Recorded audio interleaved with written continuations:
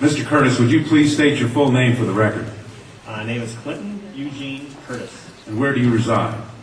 Tallahassee, Florida. And what is your profession? I'm a computer programmer. Would you please speak into the microphone so the audience can hear your testimony? I'm a computer programmer. Mr. Curtis, are there programs that can be used to secretly fix elections? Yes, How do you know that to be the case? because in October of 2000, I wrote a prototype for President Congressman Tom Feeney at the company I work for in Oviedo, Florida, that did just that.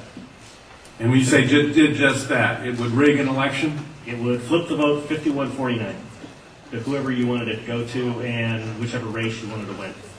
And would that program that you designed be something that elections officials that might be on county boards of elections could detect? They'd never see it. Mr. Would you answer that question once again? They would never see it. So how would such a program, a secret program that fixes the election, how could it be detected? You would have to view it either in the source code, or you'd have to have a receipt and then count the hard paper against the actual vote total. Other than that, you won't see it. All right, Mr. Curtis, if you had been asked, you or others with your professional expertise had been asked to design a protective program that would protect the Ohio elections from against such software to fix the election, could you have done so? If we've been asked to make a program that can fix the election, sure, anybody can do it. No, could you have designed a program or a procedure or a protocol that would have protected Ohio against this kind of rigging? No, you have to look at the source code. You have to get probably programmers from both or all parties to look at the source code and determine if there's anything in there that shouldn't be there. I mean, it's a simple program. You're adding 1 to a person's total. It's 100 lines of code tops. All right. Are you aware of whether there was any protective action in Ohio against this kind of vote rigging through software? I don't know. You don't know? I don't know. You were not asked to assist in the development of any protective system. Is that correct? No, I was not. In Europe, have you reviewed at all the election results in Ohio? No, I haven't. Okay. Given the availability of such vote rigging software and the testimony that has been given under oath of substantial statistical anomalies and gross differences between exit polling data and the actual tabulated results, do you have an opinion whether or not the Ohio election, presidential election, was hacked? Yes, I would say it was. I mean, if you have exit polling data that is significantly off from the vote, then it's probably hacked. And your testimony is under oath? Yes, sir. And the testimony you've given is true? Yes, sir. Who did you say you were asked to prepare? I was asked by Tom Feeney. He's now a congressman. At that time, he was Speaker of the House of Florida, Yang Enterprises, which was the company I worked for, lobbyist, and their corporate attorney. He wore a lot of hats. And at the time, he was the Speaker of the House of Florida. Is that what you said? Yes. Okay, thank you. Congressman. You say he was the lobbyist for the voting machine company at the same time he was Speaker of the House? I don't know what the voting machine company is. He was a lobbyist for Yang Enterprises. We had NASA contracts and Yang Enterprises did what? Computers? computers. Okay, and he was your lobbyist, your He company's was the lobbyist for that company, And yes. he asked you to design a code to rig an election Yes. while he was Speaker of the Florida House. Yes. This was during or previous to the 2000 election? Yes. October into September. And did he ever express why he wanted a code to rig an election? No, I immediately assumed that they were trying to keep you guys from cheating them.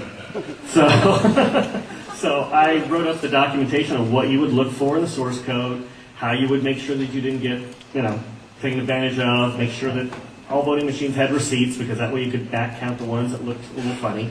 And I handed it. By receipts, you mean a paper trail? Yes, paper trail. And I handed that in to Mrs. Yang and said, here's your report, here's your program. And she said, you don't understand, we need to hide the fraud in the source. in the source code. Hide the fraud, not reveal the fraud. Not reveal the fraud because it's needed to control the vote in South Florida, was what she said. That's what she said. That's To your knowledge, was this used? I have no idea.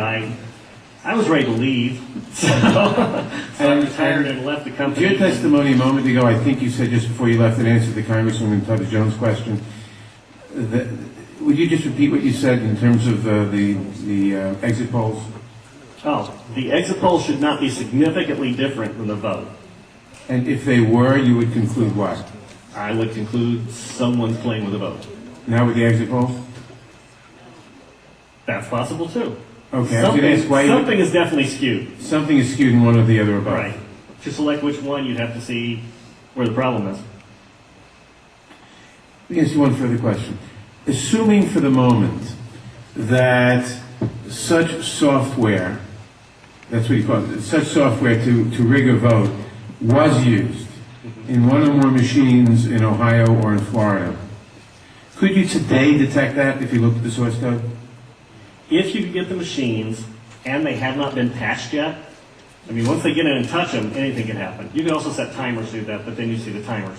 Then you'd have to take those machines, decompile them, which I couldn't do, but possibly a Microsoft, an MIT, something could do. You might be able to see it. You might. Not necessarily. Depends on how good they are at destroying what they had.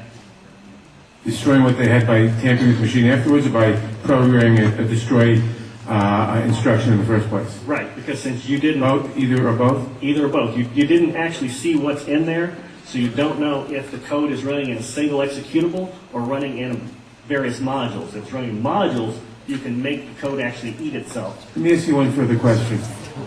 I've been told that people who assume that lots of the election results, or that a large fraction of the election result in any state may have been affected by deliberate fraud in the computer, are paranoid because in order to do that, you'd have to have access to thousands of machines, and that would be readily detectable. To what extent is that true? It depends on the technology you use. If you did a central tabulation machine that fed in, all you'd have to do is set a flag. You set a flag, the central tabulation machine would then flip your vote. So one person putting in bad code in a central tabulation machine could affect thousands and thousands or tens of thousands of votes. Right, and you could activate either automatically, or you could make it so that there's code existing on like an electronic machine that feeds it, where you would punch it in, it would set the flag, the server would see the flag, and then... And if you had a recount, and there were no paper trail, would that be, assuming that had happened, would that be revealable by seeing a discrepancy between what the central tabulator showed and what the individual machines, which had not been tampered with, showed? Not if I wrote it. Why not? In other words, I would make it match. you could work back from the tabulator to the individual machines, so that the tabulator would tell the machines to switch their results? Yes, it talks both ways. You can flip it to Congressman, whatever you need. And they actually do talk to each other, the Yes. machines As long and as the it's tabulator. hooked up, as long as it's networked together, they can talk to each other. So in other words, there is absolutely no assurance whatsoever on anything with regard to these machines. Absolutely none, unless you look at the source code and make sure it's safe before it goes in. Sir, I suspect people will attack you in terms of your credibility. Could you restate once again your credentials? I'm a programmer. I worked for NASA, worked for ExxonMobil, worked for Florida Department of Transportation.